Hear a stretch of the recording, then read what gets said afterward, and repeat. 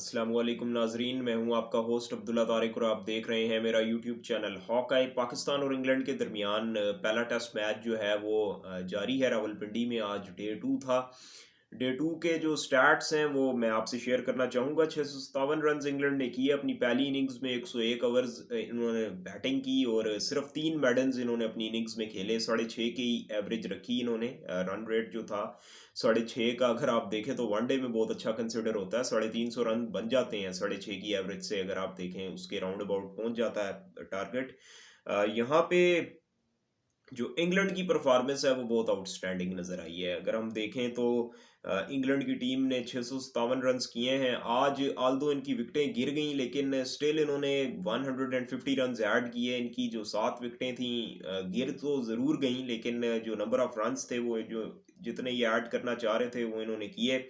Start जब दिन का हुआ तो बेन स्टोक्स को आउट किया। नसीम शाह ने बड़ी अच्छी गेंद पड़ी बेन स्टोक्स को। फिर साथ ही नसीम शाह ने अच्छी बॉलिंग का मुजाहरा करते हुए हैरी ब्रूक को भी किनारे लगाया। फिर लियाम लिविंगस्टन को भी नसीम शाह ने आउट किया। तो जो ओपनिंग स्पेल था नसीम शाह का उसने काफ़ी डिफरेंस डाला।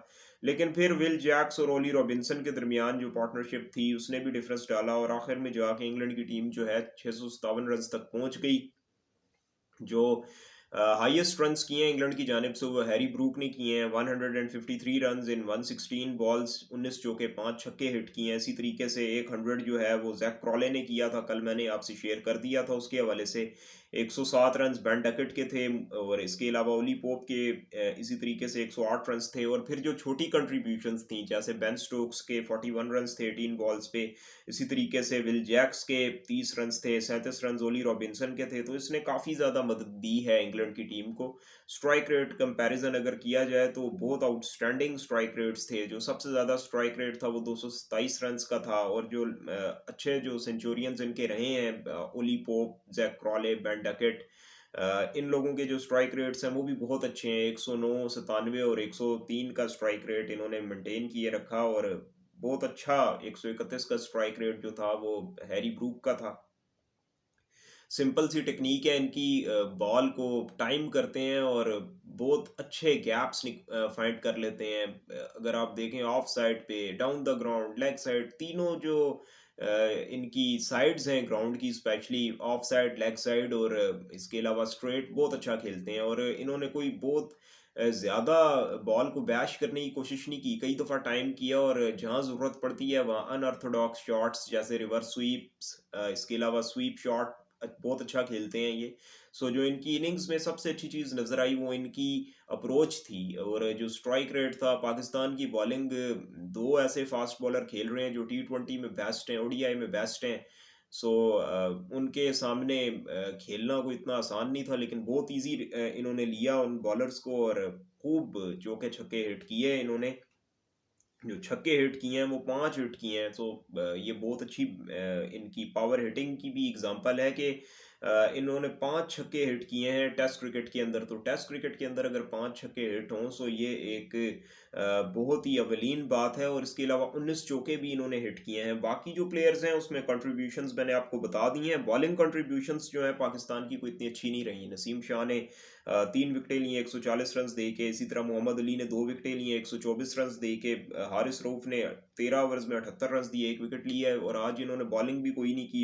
इनकी नाक में प्रॉब्लम है जिसकी वजह से इन्होंने आज स्पेल ही नहीं किया और अगले मैचेस के लिए अब पता नहीं ये फिट होते हैं यानी। बहरहाल ये यूजलेस है, इन्हें नहीं खिलाना चाहिए टेस्ट क्रिकेट। बेशक 150 क्लिक पे बॉलिंग करते हैं लेकिन जब आप दिन में 20-22 ओवर ना कर सकें, 12-13 ओवर्स में थक जाएं तो उसके बाद कोई ज़रूरत नहीं है हारिस रऊफ को खिलाने की। हमें कोई और बॉलर ट्राई कर लेना चाहिए। जाहिद ने 4 विकेटें ली हैं 235 रन दे के।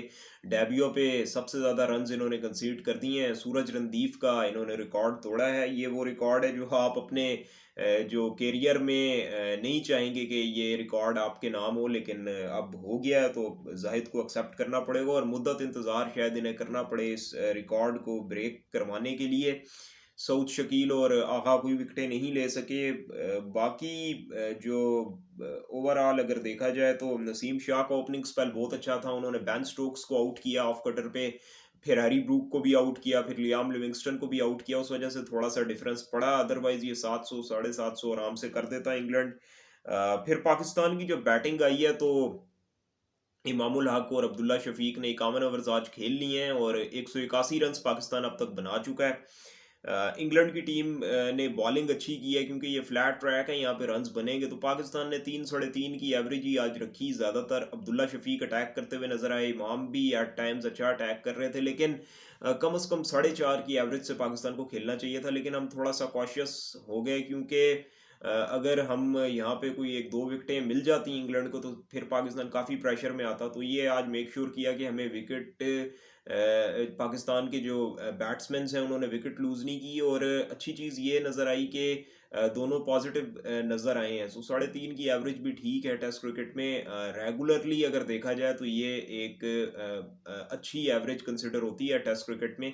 लेकिन जिस तरह इंग्लैंड खेला तो वो शायद एक आधा मैच ही होता है इंटरनेशनली। बहरहाल टेस्ट क्रिकेट के अंदर ऐसा मैच मैंने कभी नहीं देखा कि जिस हिसाब से इंग्लैंड ने कल पाकिस्तान को मारा है। बहरहाल अब्दुल्ला शफीक 89 रन्स पे खेल रहे हैं 158 बॉलों में। बड़ा अच्छा चांस है अपनी सेंचुरी यहाँ आराम से ये कंप्लीट करें। इमामुल हक ने भी एक अपना माइलस्टोन आज अचीव किया, 1000 रन्स कर लिए हैं। 35 की एवरेज है इनकी इंटरनेशनल क्रिकेट के अंदर। तो 1000 रन्स मुबारक हो इमामुल हक को। 13 चौके हिट किए हैं, एक छक्का हिट किया। 60 का स्ट्राइक रेट है और 56 का स्ट्राइक रेट अब्दुल्ला शफीक का है। 10 चौके और 2 छक्के हिट किए हैं अब्दुल्ला शफीक ने, जबकि 13 चौके और एक छक्का हिट किया इमामुल हक ने।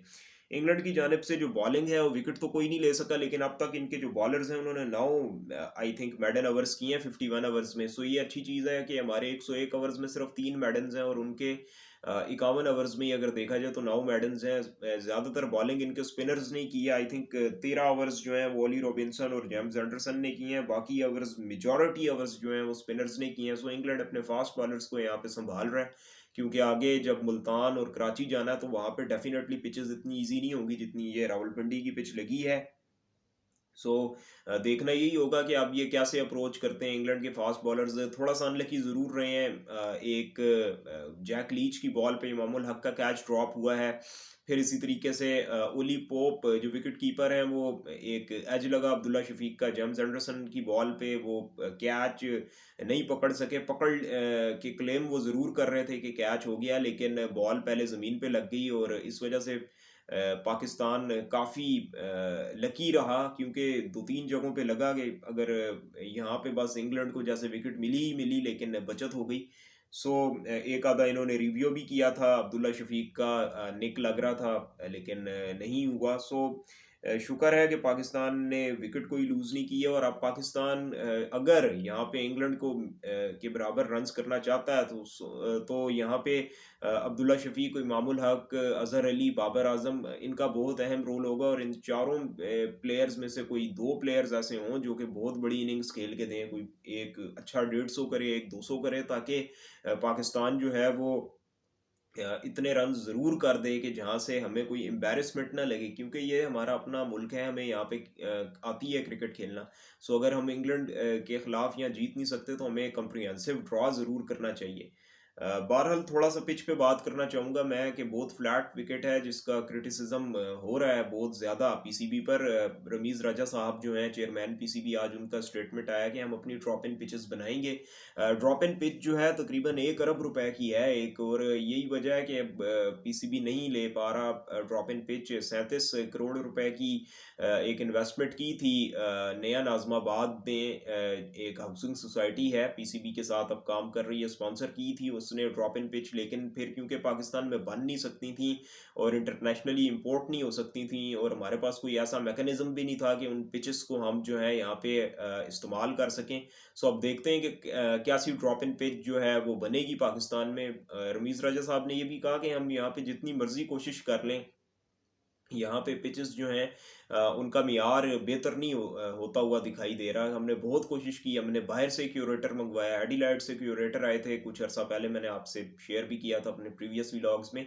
सो उनके थ्रू भी पिचेस बनवाई गई हैं। इम्पैक्ट थोड़ा सा नज़र आया, लेकिन पिंडी पे तो बिल्कुल इम्पैक्ट नज़र नहीं आ रहा। मेरे हिसाब से ये एक अच्छा वाइट बॉल वेन्यू है, पीसीबी को कंसिडर करना चाहिए और प्रॉबेबली वो करेंगे भी, क्योंकि मुल्तान की जो असाइनमेंट अब होगी दोनों टीम्स की, वहाँ पे देखना होगा कि कैसी पिच तैयार होती है। अगर तो मुल्तान में थोड़ा बहुत चेंज आता है नज़र, तो आई थिंक फिर पिंडी को मेज़बानी नहीं मिलेगी टेस्ट मैचेस की। आगे आने वाले वक्तों में फिर ये वाइट बॉल मैचेस की मेज़बानी करेगा। अल्लाह करे कि इसे डिमेरिट पॉइंट ना मिले।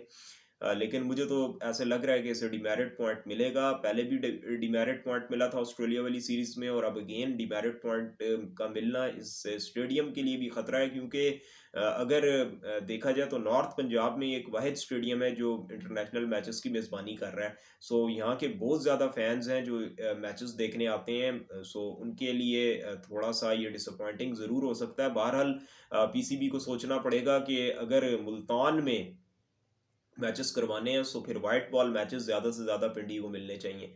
एनीवेज ये रमीज़ राजा साहब की एक स्टेटमेंट थी। दूसरी स्टेटमेंट उन्होंने ये दी है कि अगर भारत नहीं आना चाहता, पाकिस्तान ना आए, हम एशिया कप भारत के बगैर खेल लेंगे, लेकिन अपना इवेंट यहाँ से जो एशिया कप हमें ऑथराइज हुआ है एशियन क्रिकेट काउंसिल की तरफ से, तो हम इसको यहाँ से शिफ्ट नहीं करेंगे, क्योंकि इंटरनेशनल क्रिकेट के लिए हमने बहुत कुर्बानियाँ दी हैं। सो रमीज़ राजा साहब यही कह रहे हैं कि हम यहीं कराएंगे, इंडिया आता है तो ठीक है, अदरवाइज हम खुद ही करवाएंगे। और अगर अफगानिस्तान, बांग्लादेश और श्रीलंका अगर इनमें से भी कोई नहीं आता, तो उस सूरत हाल में हम भी बाइकआउट कर देंगे एशिया कप का। सो मुझे ऐसा ही लगता है कि एशिया कप 2023 नहीं होगा, क्योंकि भारत की 18वीं जो है वो बरकरार है। रमीज़ राजा साहब अपनी कोशिश ज़रूर करेंगे, लेकिन इस वक्त तक तो ऐसे ही लग रहा है कि ये पोस्टपोन हो जाएगा। बहरहाल 2025 की चैंपियन ट्रॉफी पर इसके क्या असरात होंगे ये तो आने वाला वक्त ही बताएगा, लेकिन होपफुली ये एशिया कप हो जाए पाकिस्तान में तो बहुत अच्छा है। बहरहाल ये कुछ सिचुएशंस थी जो मैंने आज आपसे डिस्कस की हैं। होपफुली आपको काफ़ी सारी इन्फॉर्मेशन मिल गई होगी। तो कल का जो हॉक आय आएगा वो बहुत ज़्यादा स्पेशल होगा। ये मेरी तरफ से अनाउंसमेंट है, क्योंकि अब जो हॉक आय होगा कल, वो हम रावलपिंडी क्रिकेट ग्राउंड से कवर करेंगे। बहुत सारी वहाँ पे मैं कोशिश करूँगा कि जो स्पेशल मोमेंट्स हैं उन्हें ज़रूर कैप्चर किया जाए और हॉक आई पे यहाँ पे दिखाया जाए आपको, और हम जो जो वहाँ पे एक्टिविटी करेंगे इंशाल्लाह वो आप तक पहुँचेगी। सो अब तक के लिए इतना ही है मेरे इस व्लॉग में। आगे बढ़ने से पहले मेरी यही रिक्वेस्ट है कि प्लीज़ मेरे इस चैनल को लाइक कर दें, सब्सक्राइब कर दें और बेल आइकन को ज़रूर क्लिक कर दें, ताकि मेरी तमाम आने वाली वीडियोज़ आप तक पहुँच सके। Thank you so much. खुदा हाफिज़।